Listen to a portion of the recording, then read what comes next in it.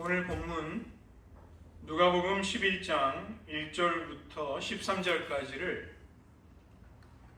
저와 여러분이 같이 한 목소리로 함께 봉독하시겠습니다. 예수께서 한 곳에서 기도하시고 마치심에 제자 중 하나가 여쭈어오되 주여 요한이 자기 제자들에게 기도를 가르친 것과 같이 우리에게도 가르쳐 주옵소서. 예수께서 이르시되 너희는 기도할 때 이렇게 하라. 아버지여 이름이 거룩히 여김을 받으시오며 나라가 임하시오며 우리에게 날마다 일용할 양식을 주시옵고 우리가 우리에게 죄 지은 모든 사람을 용서하오니 우리 죄도 사하여 주시옵고 우리를 시험에 들게 하지 마옵소서 하라. 또 이르시되 너희 중에 누가 벗이 있는데 밤중에 그에게 가서 말하기를 벗이여 떡 세 덩이를 내게 구워달라. 내 벗이 여행 중에 내게 왔으나 내가 먹일 것이 없노라 하면 그가 안에서 대답하여 이르되 나를 괴롭게 하지 말라. 문이 이미 닫혔고 아이들이 나와 함께 침실에 누웠으니 일어나 내게 줄 수가 없노라 하겠느냐. 내가 너희에게 말하노니 비록 벗됨으로 인하여서는 일어나서 주지 아니할지라도 그 간청함을 인하여 일어나 그 요구대로 주리라. 또 너희에게 이르노니 구하라 그러면 너희에게 주실 것이요 찾으라 그러면 찾을 것이요 문을 두드리라 그러면 너희에게 열릴 것이니 구하는 이마다 받을 것이요 찾는 이는 찾아낼 것이요 두드리는 이에게는 열릴 것이니라. 너희 중에 아버지 된 자로서 누가 아들이 생선을 달라 하는데 생선 대신에 뱀을 주며 알을 달라 하는데 전갈을 주겠느냐. 너희가 악할지라도 좋은 것을 자식에게 줄 줄 알거든 하물며 너희 하늘 아버지께서 구하는 자에게 성령을 주시지 않겠느냐 하시니라. 기도하시겠습니다.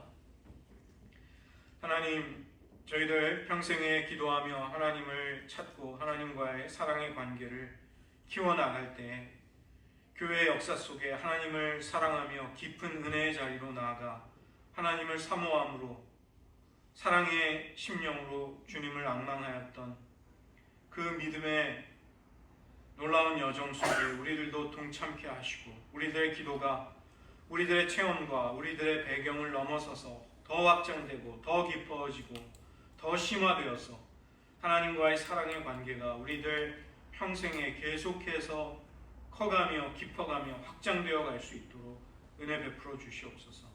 모든 말씀 예수님의 이름으로 기도드립니다. 아멘. 오늘은 교회사 속의 이 관상기도에 관한 부분들을 조금 더 나누도록 하겠습니다. 여러분이 기도를 시작하면 이 매우 중요한 출발점, 침묵을 훈련할 수 있게 되는데 문제는 마음속의 잡념과 분심을 어떻게 다루어야 하는가 이런 어려움이 생깁니다. 우리가 우리의 마음속에 하나님께 집중하지 못하는 가치 없는 헛된 생각들 이런 것들이 생길 때 그것을 알아차리고 그것이 무엇인가를 바라보고 흘려보낼 수 있는 것이죠. 우리가 하나님과의 교제에 집중하고 싶은 갈망, 간절함은 있는데 우리의 의식과 마음을 사실은 내 마음대로 한다는 것이 굉장히 어렵다는 것을 발견할 때 우리는 기도 생활에 좌절을 겪습니다. 굉장히 막 영적으로 뜨겁게 사랑이 끓어오를 때는 기도 생활을 뜨겁게 할 수 있을 것 같고 그걸 유지할 수 있을 것 같은데 사실 이 우리의 내면의 세계를 탐험하고 주님과 동행한다는 것이 그렇게 생각처럼 쉽지 않음을 우리는 흔히 직면하게 되는 것이죠. 이것은 우리가 우리의 마음이나 의식이라는 것이 우리들 평생에 살아남고자 하는 생존의 본능 속에서 늘 이렇게 긴장하고 깨어있고 하나님이 아닌 것에 깊은 관심과 주의를 기울이는 것이 어느덧 우리의 본능처럼 되어 있는 것입니다. 우리의 삶의 목표로 삼아왔던 또 세상적인 가치들, 욕망들, 그리고 우리의 자아가 하나님의 뜻과 상관없이 추구해 오던 모든 것들을 사실은 어떻게 벗어버리는가, 어떻게 내려놓고 포기할 수 있는가, 우리의 심령을 청결하게 하는 작업이 우리의 기도에 사실은 당연히 게재될 수밖에 없는 것이죠. 우리가 하나님을 보고자 할 때 예수님은 산상수훈에서 마음이 청결한 자가 볼 수 있다고 하셨습니다. 마음이 가난하지 않다면, 마음을 비울 수 없다면 그런 기도는 하나님과의 관계 속에서 드린다기보다 우리들의 독백이 되기가 굉장히 쉬운 것입니다. 이 사막의 교부들과 하나님을 사랑했던 교회사 속의 수많은 사람들이 왜 치열하게 목숨을 걸고 하나님을 만나기 위해 골방으로 들어갔는가? 자신의 내면과 자신의 의식과 마음을 왜 성찰했는가? 이것 역시 자신의 마음이 어떠한가를 정직하게 직면하고 하나님께 나아가고자 했던 것이죠. 우리도 그런 사람들처럼 광야에 나가 하루 24시간을 그렇게 영적인 걸 추구하는 데 바칠 수는 없을 것입니다. 그러나 우리가 물질의 11조를 드리듯 시간의 11조를 바치면서 하루의 일정 시간, 우리들 생애 속의 일정한 부분들을 그런 마음가짐으로 하나님을 찾을 때 우리가 부족할지라도 하나님은 그런 우리의 마음을 기쁘게 가상하게 받아주실 것입니다. 넉넉하신 너그러우신 하나님은 우리가 부족한 가운데 하나님을 앙망하고 찾을지라도 우리의 심령 속에 세상을 이길 넉넉한 평안과 기쁨과 능력을 기꺼이 주시는 분이신 것이죠. 그런데 이 마음을 비운다는 것은 하루아침에 되지 않기 때문에 상당한 시일을 훈련을 필요로 합니다. 우리가 조금 지루하고 힘들더라도 좌절이 되더라도 꾸준히 해나갈 수 있을 때 우리는 경험이 쌓이게 되는 것이죠. 이렇게 효과적으로 우리들의 마음을 잠잠케 하고 또 하나님 아닌 것에 쏠린 관심들을 잘 거두어내고 하나님께 어떻게 집중하는 마음을 얻을 수 있는가? 이것은 모든 영성의 전통 속에 늘 고민거리였습니다. 그래서 그에 따른 다양한 기도의 형태들이 이제 나오게 되는 것이죠. 우리가 어떤 특정한 기도를 훈련하기에 앞서서 우리가 이런 마음의 문제를 다루는 것을 이것은 초월적인 것이다, 신비적인 것이다 이렇게만 보지 마시고 의식을 다루는 심리학이라든가 이 뇌과학의 과학적인 결과들 거기에서 발견되는 것들이 우리가 기도를 드리는 데 있어서도 사실은 도움이 될 수 있는 것입니다. 기독교 전통 속에는 오래전부터 우리의 심령을 하나님 앞에 단순하게 분명하게 잠잠케 하고 하나님을 찾기 위한 여러 가지 노력들을 했던 것이죠. 우리가 기도할 때 하나님께 마음을 연다. 하나님께서 우리의 마음을 살피신다. 도대체 이런 표현 속에 마음, 이 마음이라는 것이 무엇일까요? 이것은 우리가 가장 흔하게 쓰면서도 그 의미가 사실은 명료하지 않은 쓰임새가 애매한 말도 되는 것입니다. 마음이라는 것이 이 신비스러운 면이 있기 때문에 영성과 관련해서 마음이라는 말을 쓸 수밖에 없는 것이죠. 그러나 그 말이 자주 쓰임에도 우리는 명확하지 않은 채로 쓰는 경우가 많은 것입니다. 그러나 우리의 치유, 성숙, 그리고 하나님을 만나는 일들이 우리들의 마음 속에서, 우리의 내면에서 이루어지기 때문에 우리는 이러한 개념들을 무시할 수가 없는 것이죠. 이 마음과 의식 그리고 그것을 어떻게 집중하는가 이런 것이 우리의 기도 생활과 깊이 관련이 되어 있습니다. 생각이나 감정과 의지 그리고 그 모두 다를 마음이라고 의미할 수 있는 것이죠. 신약 성경의 카르디아라는 것은 인간의 모든 존재를 가리키는데 특별히 이 기도와 관련되어 있을 때 마음이라는 것은 우리의 의식, consciousness 어떤 것을 의식할 수 있는 이러한 부분이 특히 이제 기도와 많이 관련이 되어 있습니다. 마음을 열어 하나님께로 향한다. 쉬지 말고 기도하라. 하나님의 임재를 누리라. 이런 데서 핵심적인 개념이 우리의 의식이 되는 것이죠. 우리의 의식. 잡념이나 분심으로 인해서 침묵 속으로 깊이 들어가지 못할 때 우리는 마음이 산만하다고 합니다.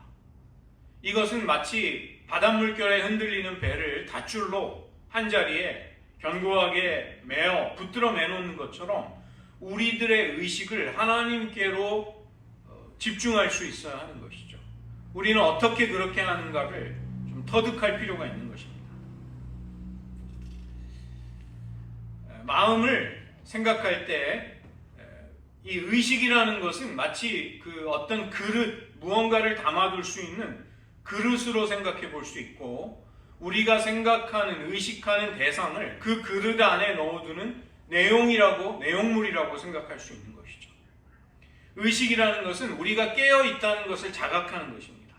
그리고 마음에 여러 가지 생각과 느낌이 들어온다는 것은 그것을 그 안에 담아두는, 그릇 안에 담아두는 것에 비유를 할 수 있는 것이죠. 나의 의식이 하나님을 향해 있다, 하나님을 의식하고 있다. 이것은 나의 의식 속에, 지금 나의 의식 속에 하나님을 그 생각의 대상으로 거기에 담아두고 간직해두고 있는 것입니다.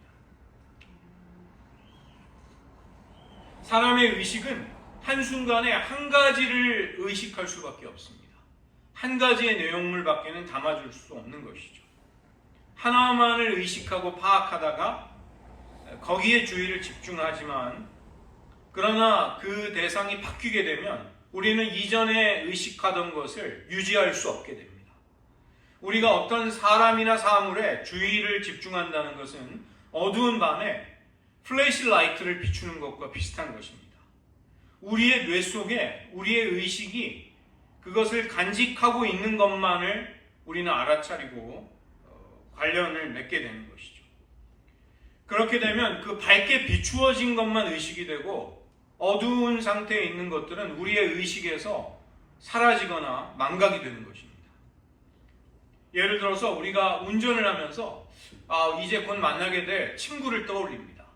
친구와 어떤 대화를 하지, 그 친구 요즘 어려움을 겪었다고 하던데, 그 순간에 우리의 손과 발은 익숙했던 몸에 젖은 그 움직임을 가지고 운전을 하고 있는 것이죠. 그런데 갑자기 눈앞에 생각하지 못한 장애물이 나타나게 되면 우리의 머릿속에 떠올렸던 친구 생각은 온데간데 없이 사라지고, 우리는 이제 운전에 다시 우리의 의식을 집중하게 되는 것입니다.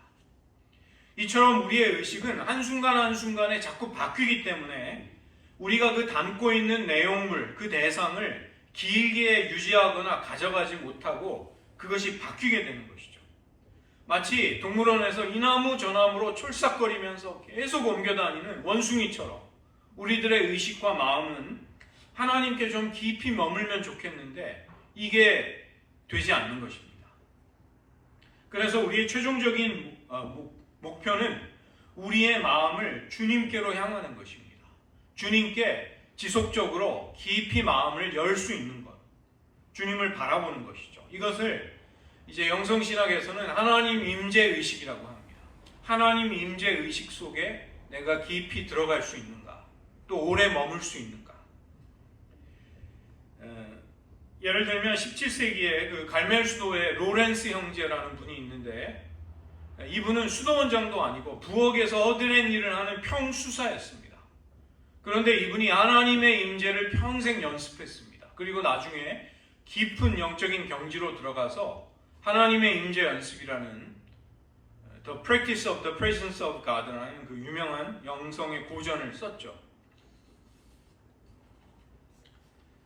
그 다음에 우리는 우리의 의식이 무언가를 알아차린다는 것, 그리고 우리의 호흡 역시 우리의 생각을 집중하는 데 도움이 됩니다. 잡념과 분심으로 인해서 우리의 의식이 하나님을 지속적으로 마음에 담지 못하며 또 침묵으로 들어가지 못할 때 수많은 영성의 전통들은 이것을 극복하기 위한 나름의 방법들을 모색해 왔습니다. 이게 기독교만이 아니라 예를 들면 불교도 명상을 합니다.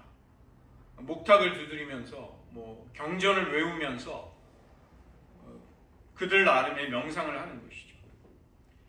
기독교에서도 이런 단순한 기도를 통해서 단순한 기도 속에 의식의 산만함, 마음이 분산되는 것을 극복하기 위한 노력을 했던 것이죠. 특정한 단어, 개념, 사물에 의식을 집중하는 이런 것.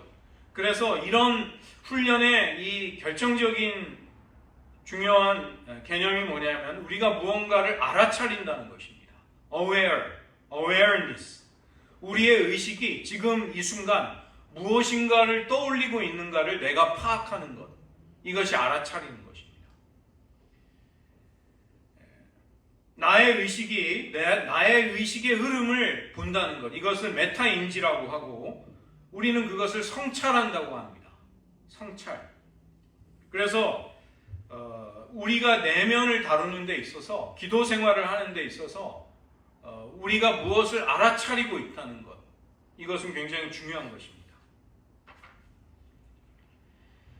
우리가 현실적으로는 하나님께 우리의 마음을 기울여도 다른 잡념에 빠져들 때 이것을 우리가 알아차리게 되면 다른 데 가 있는 방황하는 나의 의식을 다시 되돌려오는 작업을 하는 것이죠. 다시 되찾아다가 제자리로 나의 의식을 가져오는 것입니다. 이것이 훈련이 되는 것이죠. 이 로렌스 형제는 하나님의 임재를 자신의 평생에 유지하고 싶은 거룩한 갈망이 커지면서 일상적인 생활을 하면서도 하나님의 임재 앞에 머물려는 훈련을 한 것입니다. 동료 수사들을 위해 부엌에서 음식을 준비하고 청소를 하고 맡겨진 일들을 감당하면서도 그는 하나님을 의식하는 것이 가능하다는 것을 계속 훈련했던 것이죠. 이것은 내가 내 의식이 무엇을 지금 붙들고 있는가를 알아차리고 훈련하고, 그 다음에 하나님을 바라보고 또 내 의식 속의 잡념을 흘려보내는 것, 이러한 여러 가지가 이제 심리학적인 메커니즘, 내 의식에 흘러가는 흐름이 되는 것이죠. 이때 우리의 의식을 이 들숨과 날숨, 우리의 호흡에 집중해 보는 것도 하나의 훈련이 될 수 있습니다. 하나님 앞에 잠잠히 깨어 하나님께 집중을 하려고 할 때 우리는 기본적으로 호흡을 활용할 수 있는 것이죠. 안정되고 편안한 자세 속에서 우리의 들숨과 날숨을 주의 깊게 살피면서 그것을 헤아리는 것입니다. 가볍게 잡념에 빠진다면 다시 한번 내 호흡을 의식하면서 다시 한번 내 의식을 하나님께로 이제 바로 집중하고 돌이키는 것이죠. 개신교에서는 사실 호흡을 그렇게 중요하게 여기지는 않습니다. 그러나 우리가 잡념을 줄이는데 도움이 되는 것이죠. 이 호흡을 하는 것이 기도에 왜 도움이 되는가? 어떤 신령한 거룩한 의미를 거기다 갖다 붙이는 것보다 오늘날 뇌의 신비를 연구한 과학이 그 신비를 사실은 우리에게 밝혀주고 있는 것입니다. 이 호흡의 중추라는 것은 뇌의 가장 아래쪽에 있는 뇌간, 그 브레인스템이라는 곳에 자리하고 있는데, 이 부분은 우리의 외부로부터의 자극을 스크린하는 RAS라는 그 기능이 거기에 있습니다. Reticular Activation System, 이 뇌에 있는 RAS라는 시스템이 그 기능을 하는 부위가 뇌간에, 우리의 호흡 중추에 함께 있는 것이죠. 그래서 우리가 이 호흡을 잘 조절하게 되면 뇌의 피드백이 향상이 됩니다. 이것은 우리의 생체 리듬을 안정시키고 집중력을 높일 수 있는 것이죠. 그래서 안정감, 집중력, 또 스트레스를 다루는 능력이 커지게 되고 우리의 마음이 하나님 앞에 머무는데 도움을 받게 되는 것입니다.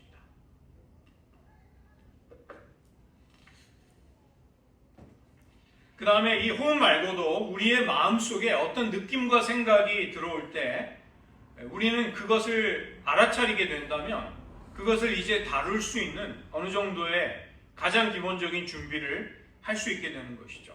우리들의 의식 속에 어떤 사건들이 떠오른다든가, 나를 괴롭히는 쓰라린 감정이 떠오른다든가, 누가 툭 던졌던 말이 나의 마음을 아프게 한다든가, 아니면 어떤 강렬한 기쁨의 감정, 이런 것들이 올 수 있는 것입니다.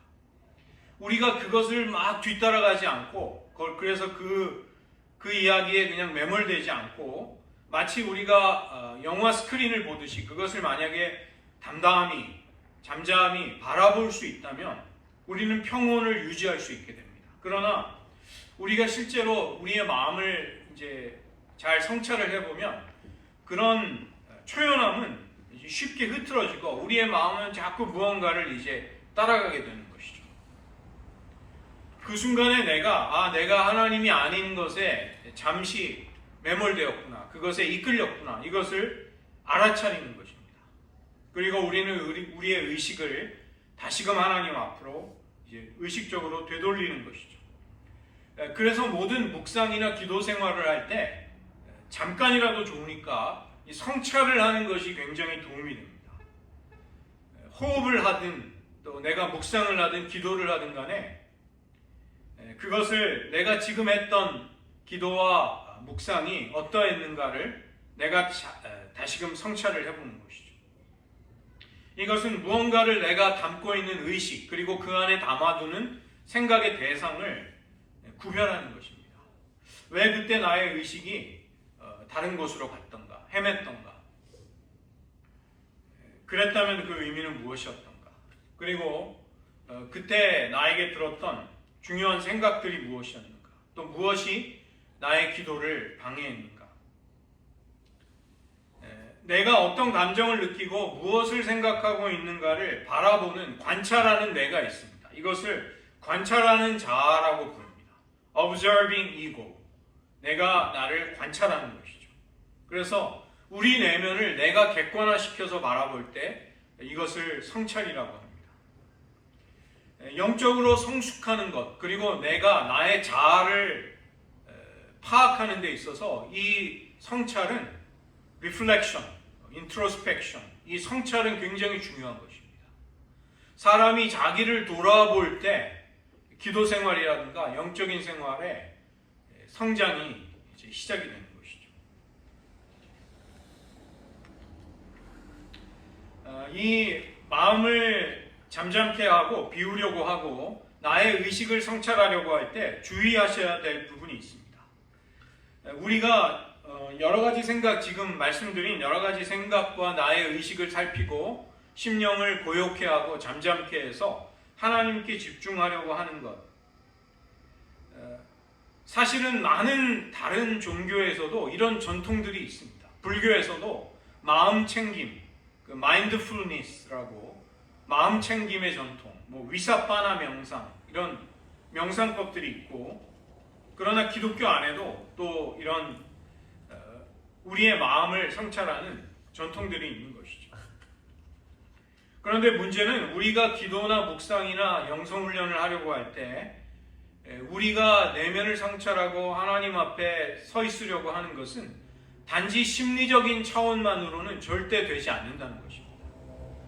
기독교의 영성을 훈련한다는 것, 경건을 열심히 훈련한다는 것은 더 중요한 요소가 있는 것이죠. 그것은 바로 우리가 무엇을 준비할지라도 그것만으로 되지 않고 값없이 은혜로 부어주시는 하나님의 사랑이 우리에게 임해야 한다는 것입니다. 이런 하나님과의 관계의 역동성, 그 신비함을 통해서 우리는 하나님과의 관계로 나아가는 것입니다.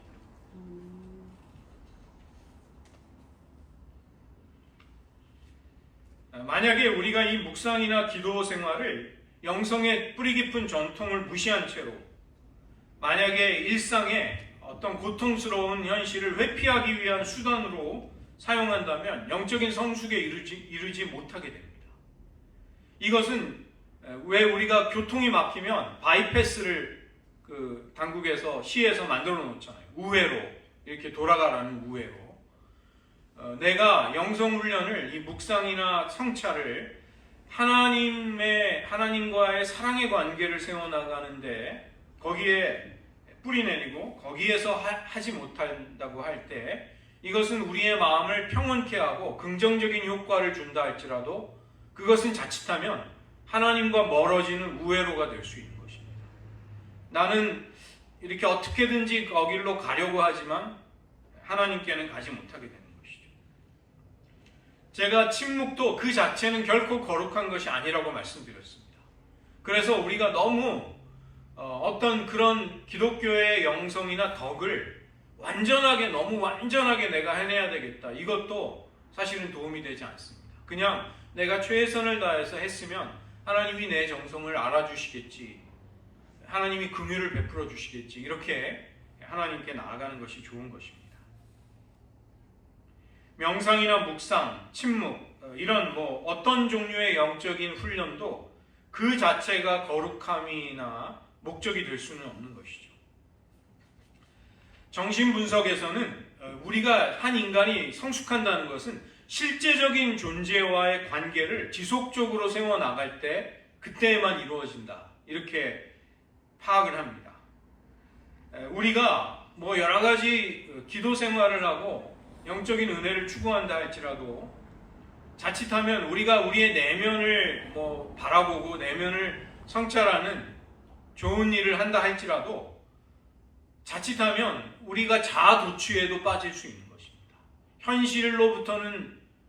현실과 진실로부터는 멀어진 채로 그런 일들을 할 수도 있는 것이죠.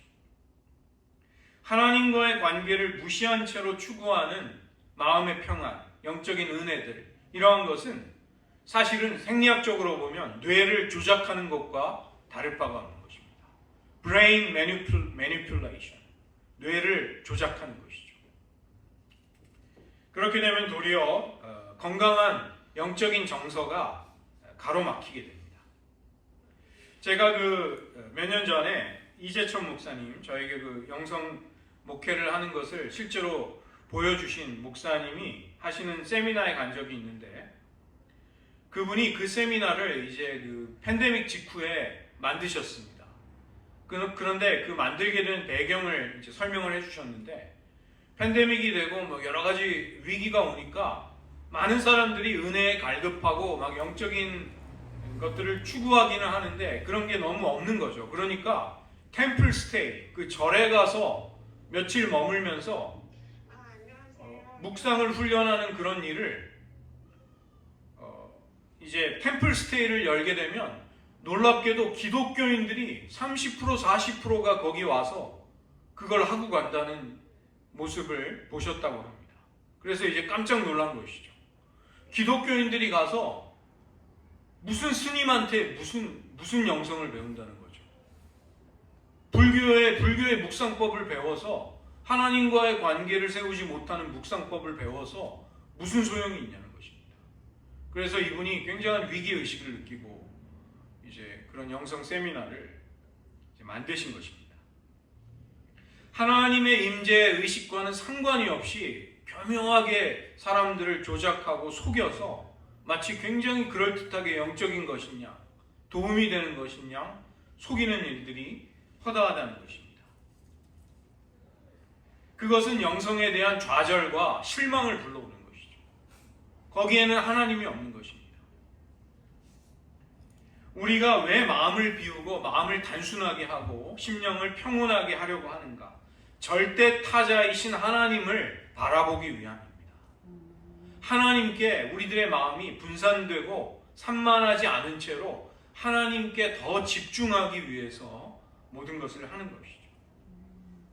그래서 기독교 영성의 전통은 모든 다른 것들과 구별되는 차별성이 있습니다. 사랑으로 하나님을 응시하는 것입니다. 하나님을 사랑으로 앙망하는 것입니다.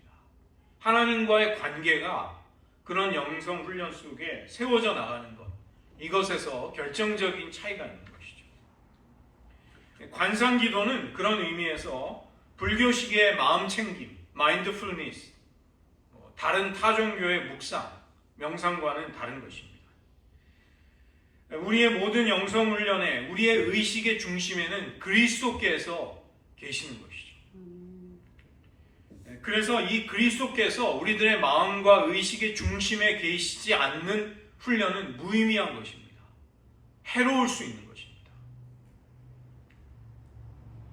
우리는 단지 마음을 비우는 데 목적이 아니라 하나님과 연합하기 위해서, 하나님의 임재 의식 속으로 들어가기 위해서 모든 것을 행한다는 것을 잊지 말아야 하겠습니다.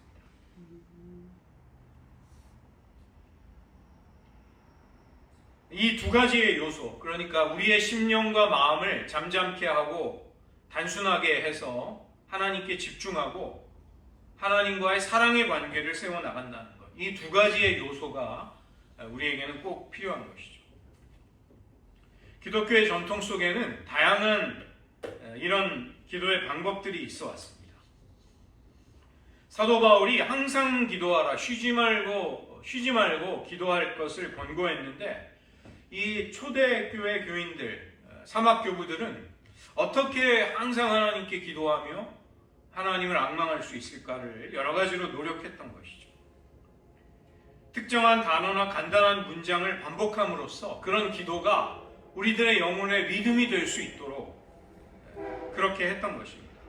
그 무지의 구름이라는 그 고전의 영성 고전서를 통해서 향심기도, 센터링 프레이어가 나온 것이죠. 하나님을 찾는 하나님을 향한 짧은 단어, 이것을 마음에 간직하고 하나님의 임재 앞에 머무는 것, 그런 짧은 기도를 반복해서 바치는 것을 마음의 기도라고 합니다. 사막교부들이 시편을 가지고, 복음서의 짧은 구절을 가지고 이런 기도들을 드렸습니다. 또 화살기도라는 게 있죠. 화살기도. 느헤미야 2장 4절을 보면 왕이 느헤미야에게 내가 내게 무엇을 해주기를 원하느냐. 그때 느헤미야가 그 짧은 순간 하늘의 하나님께 묵도하고, 그게 화살기도입니다. Arrow prayer, 화살기도. 짧은 순간 하나님을 향해 화살 같은 기도를 날리는 것입니다. 동방정교회의 예수기도, 같은 기도문을 하나님의 아들 예수 그리스도시여 이 죄인을 불쌍히 여기소서, 이 기도를 수백 번, 수천 번 계속하면서 이 기도가 우리의 심령 속에 이렇게 살아 움직이도록 하는 그런 기도를 드렸던 것입니다. 아빌라이 테레사나 종교개혁자 마틴 루터는 주기도문을 활용할 것을 당부했습니다. 우리 개신교가 가지고 있는 굉장히 중요한, 굉장히 강력한 기도입니다. 주기도문을 가지고 드리는 기도. 주기도문을 그 주문처럼 앵무새처럼 반복하라는 것이 아니라 천천히 그 주기도문 속에 담겨있는 정신과 하나님의 마음을 우리가 묵상하면서 짧은 기도를 드리는 것이죠. 사막교부들의 삶에 있어서 또 많은 영성가들에게 기도란 너무나도 중요했습니다. 하나님과의 관계를 이 기도 생활 속에 세워나갈 수 있었던 것이죠. 또 영적인 투쟁도 기도 가운데 했던 것입니다. 시편 15편을 보면 오 하나님 저를 구하러 오소서, 주님 어서 오셔서 저를 도우소서. 그 사막교부였던 아빠 모세가 요한 카시아누스에게 이런 짧은 기도를 드려라, 계속 수시로 드려라, 이렇게 좋은 단순한 기도의 예가 되는 것이죠. 누가복음 18장 13절 세리의 기도, 여기에서 이 동방정교의 예수 기도가 나왔죠. 오 하나님 이 죄인을 불쌍히 여겨주십시오.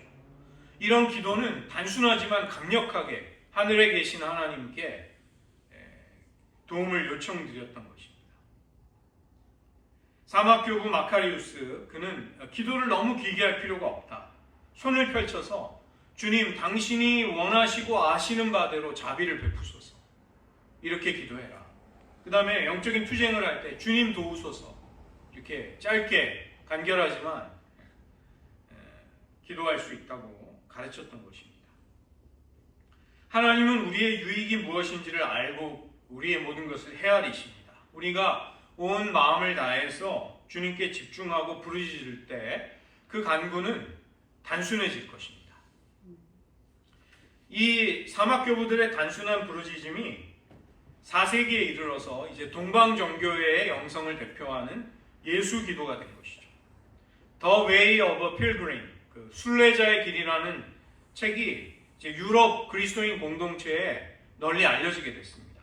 그 내용은 뭐냐면 러시아 출신의 순례자가 하나님을 갈망하면서 이제 순례의 길을 시작했는데, 그는 불굴의 의지를 가지고 성경 한 권과 빵 조각을 들고 하나님을 찾기 시작했습니다. 그러나 그의 영적인 갈망은 어디서도 잘 채워지지 않았는데 우연히 한 교회에서 스승을 만나게 됩니다. 그 스승이 그에게 주 예수 그리스도 하나님의 아들이여 죄인인 제게 자비를 베푸소서, 이 예수 기도를 드려라, 계속 끊임없이 드려라. 그래서 이 순례자가 그것을 통해 이제 그의 영성의 여정이 결정적인 길을 시작하게 되는 것이죠. 그래서 그 기도를 깊이 하면서 그는 깊은 은혜를 경험하게 됩니다. 여리고로부터 온 맹인이 예수님 다윗의 자손이시여 저에게 자비를 베푸소서 이것을 길 지나가시는 예수님께 부르짖기 시작했습니다. 그때 요한복음 16장 23절에 너희가 무엇이든지 내 이름으로 아버지께 구하면 그것을 너희에게 주리라고 하신 예수님의 약속대로 그의 시력이 회복이 되었던 것이죠. 그래서 이 기도를 짧고 단순하지만 하나님을 간절히 찾는 기도가 우리의 심령 속에 계속될 때 이것은 머리에서 가슴으로 또 단지 지성이 아니라 우리 존재의 중심 속으로 이 기도가 옮겨져서 이 기도가 우리 안에서부터 흘러나올 수 있게 되는 것입니다. 그래서 이것은 하나님께서 이끄시는 나중에 수동적인 기도가 되는 것이죠. 내 노력으로 내가 기도한 만큼 열매를 거두는 것이 아니라 하나님이 점점 더 나의 기도를 영적인 흐름을 이끌어 가시는 그런 기도가 되는 것이죠. 향심 기도도 있습니다. 센터링 프레어. 1970년대에 베네딕트 수도회 그리고 시토 수도회의 3명의 신부들이 토마스 키팅 신부님을 비롯한 3사람이 이제 이 기도를 널리 보급했습니다. 그들이 만들었다기보다는 침묵 기도의 한 형태를 이제 그 무지의 구름 속에 그 책의 권고에 따라서 이제 거룩한 단어로 하나님을 부르면서 하나님의 임재 앞에 머무는 기도를 드리기 시작한 것이죠. 그러나 이제 이런 기도에 비판이 있습니다. 또 반대하는 사람도 있습니다. 그 거룩한 하나님의 임재를 찾기 위한 거룩한 단어의 의미를 너무 단순하게 사용하는 거 아니냐. 어떤 의식이 돌아오기 위한 상징으로 사용하는 거 아니냐. 자칫하면 불교나 다른 종교의 명상과 너무나도 유사해서 하나님과의 관계를 세워나가지 못하는 마음의 단순함과 마음의 명료함을 추구할 수는 있겠지만 하나님과의 관계를 세워나가는 데 있어서 부족하다는 비판이 있는 것이죠.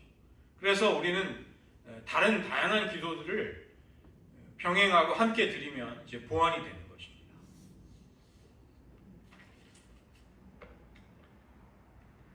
오늘 본문을 보시면 예수님은 장면을 좀 넘겨주십시오. 예수님은 기도를 제자들에게 가르쳐 주십니다. 우리가 이 기도 생활을 할 때 저는 침묵기도나 관상기도도 여러분이 한번 시도해 보십시오. 그런데 조금 분별하시면서 주의를 기울이셔야 될 부분도 있습니다. 이런 기도 가운데 짧게 반복되는 단순한 기도를 자칫하면 주술적인 기도로 그런 분위기로 흘러서는 안 된다는 것이죠.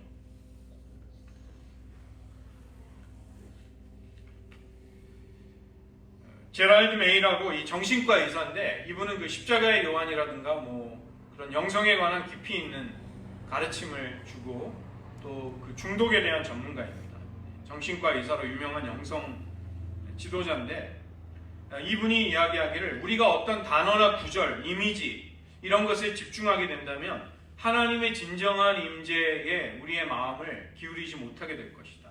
그것들은 상징적인 반영, 상징적인 표현일 뿐이다. 그런 것을 이제 경고했던 것이죠. 우리의 존재의 중심, 우리의 속사람으로 들어가서 우리의 기도가 나올 수 있도록 그렇게 해야 한다는 것입니다.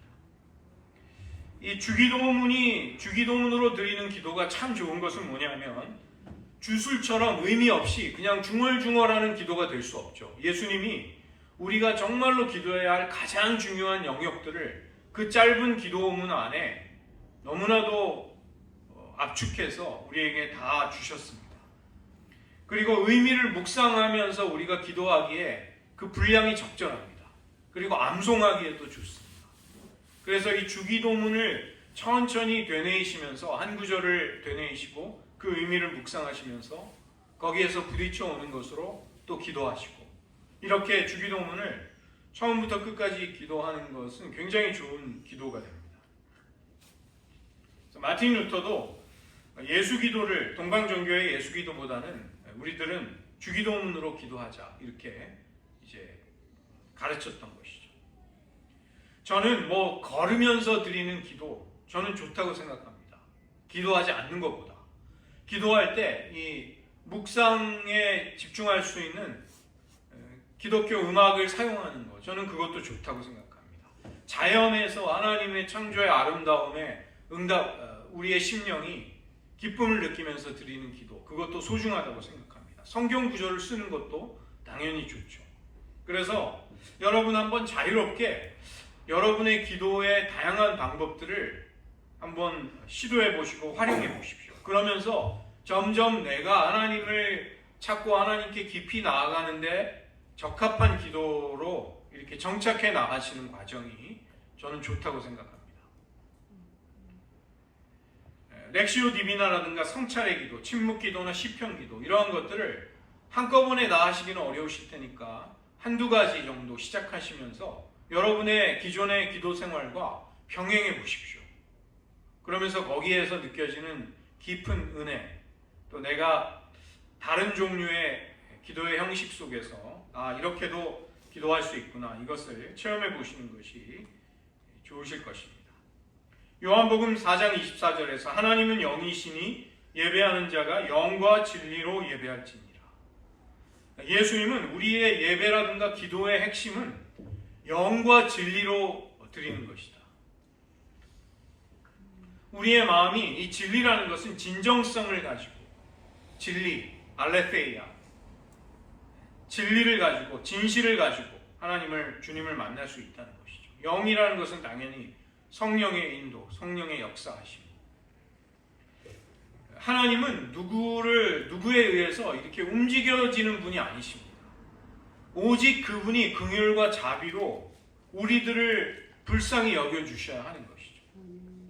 그래서 우리의 노력을 가지고 하나님께 나아갈 수 없다는 것이 지금 우리 교회가 속한 개혁교회, 리폼드 교회의 신앙입니다.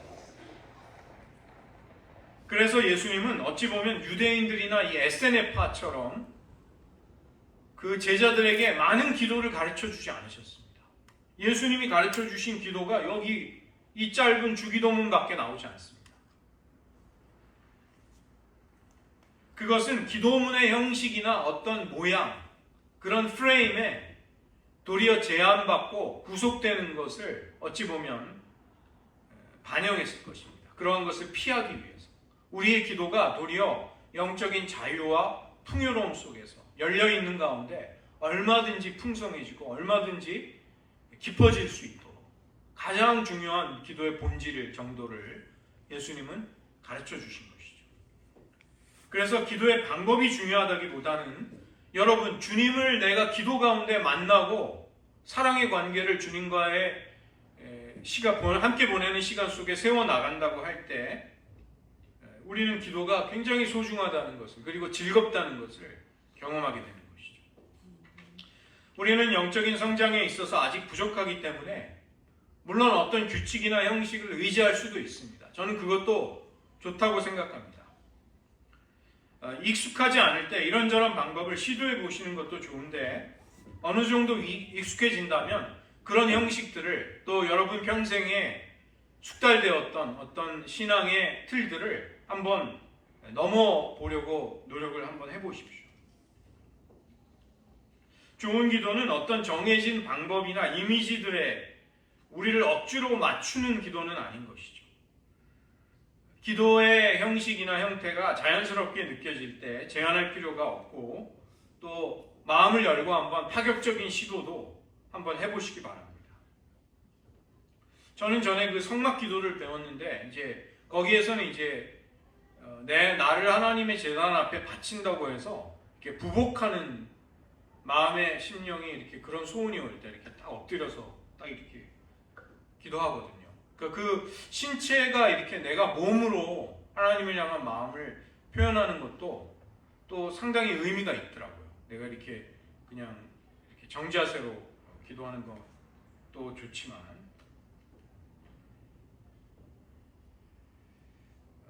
기도에 대해서 어떤 올바른 방법이 있다면 가장 단순하면서도 여러분의 진실을 가지고 하나님께 나아갈 수 있는 그런 기도를 한번 시도해 보십시오. 가감 없이, 꾸밈이 없이 진정한 모습으로 내가 하나님과 함께 있을 수 있는 그런 기도. 그래서 기독교의 많은 이 영성의 전통은 우리의 마음, 우리의 의식을 다루고 성찰하는 부분이 있습니다. 우리의 마음이 산만하고 잡념에 사로잡혀 있으면 하나님을 의식할 수가 없기 때문에, 하나님께 집중하지 못하기 때문에 우리의 마음을 좀 다루는 것이죠. 그러나 그것 못지않게 더 중요한 것, 우리가 왜 묵상을 하고 왜 침묵을 통해서 하나님께 나아가려고 하는가. 하나님과의 사랑의 관계가 거기에서 세워질 수 있는 것입니다.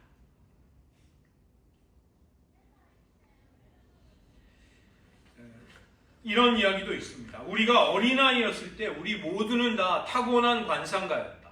타고난 묵상가였다. 그때는 우리가 순진한, 그래도 깨끗한 어린아이의 심령으로 하나님의 신비를 바라보고 경탄하고 하나님께 기도할 때 그 순수한 기도가 우리들에게서 나왔던 것이죠.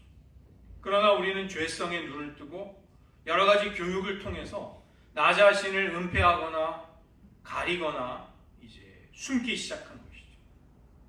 그러나 우리가 어떠한 왜곡이나 배제나 회피나 하나님을 향한 거짓됨이 없이 우리의 있는 진실을 가지고 하나님께 점점 더 가까이 나아갈수록 우리들의 기도 역시 회복이 될 수 있을 것입니다. 그래서 관상이라는 것은 하나님을 사랑으로 응시하는 것입니다. 그분을 향해 사랑의 팔을 벌리고 또 나를 기꺼이 안아주실 그 사랑의 품으로 기꺼이 뛰어들고자 하는 것이죠. 그래서 이런 관상의 깊은 은혜를 우리가 스스로 만들어낼 수 있는 방법은 없습니다.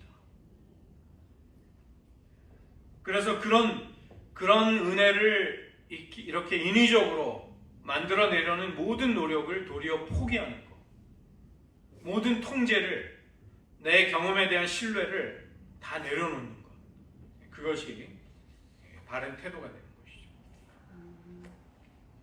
모든 것을 내려놓고 우리의 통제를 다 포기한다는 것이 과연 안전한가?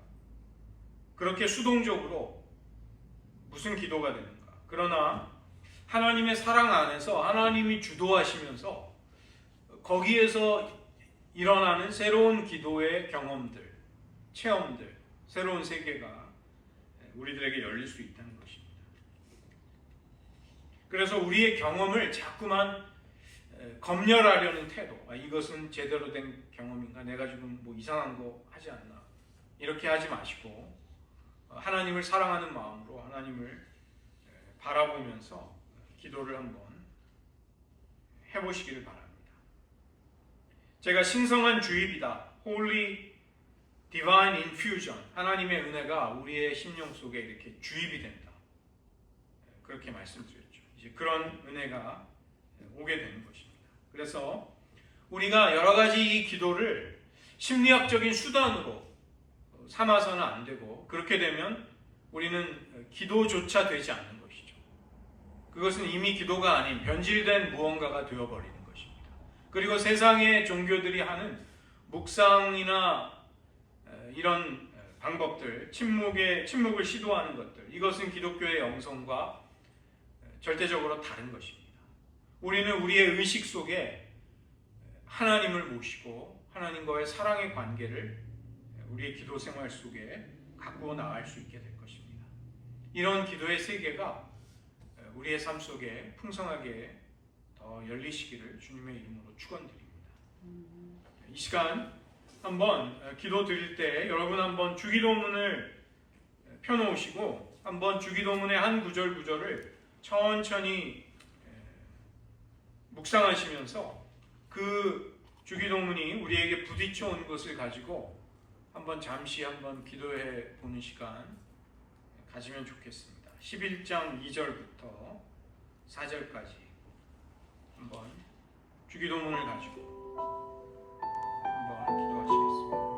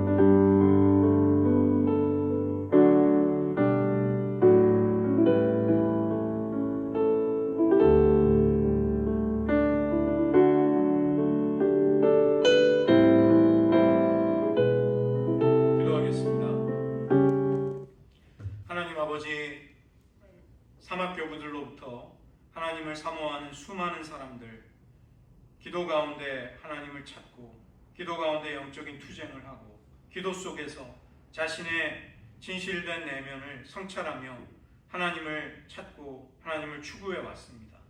하나님, 우리 시대 속 저희들도 하나님이 우리를 두신 삶의 자리에서 하나님을 기도 가운데 깊이 만나며 교제하기를 원하고 우리의 기도가 영적인 투쟁에서 승리하는 전략과 힘을 공급받기를 원합니다.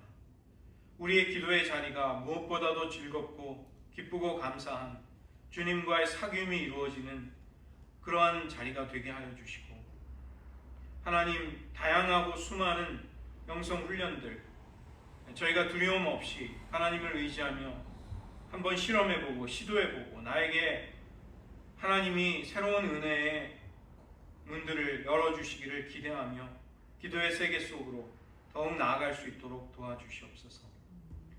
특별히 주님께서 주기도문으로 너희는 이렇게 기도하라고 가르쳐 주셨습니다. 우리들 자주 주기도문의 정신과 그 영적인 방향을 따라 하나님이 우리에게 보여주신 그 비전 속에서 기도하게 하시고 그 기도의 깊이와 넓이와 폭이 우리들의 삶을 더욱더 하나님의 뜻 위에 하나님의 섭리와 계획 속에 세워나가는 그런 일들이 일어나도록 하나님 도와주시옵소서. 우리가 선입견에 또 우리의 아집 속에 우리 스스로를 제한하지 말게 하시고 우리가 평생에 경험해 보지 못한 깨닫지 못한 광대한 하나님의 은혜의 세계를 향해 겸손한 순례자가 되어서 주님의 손을 붙잡고 그 여정을 날마다 걸어가게 하여 주시옵소서. 모든 말씀 예수님의 이름으로 기도드립니다.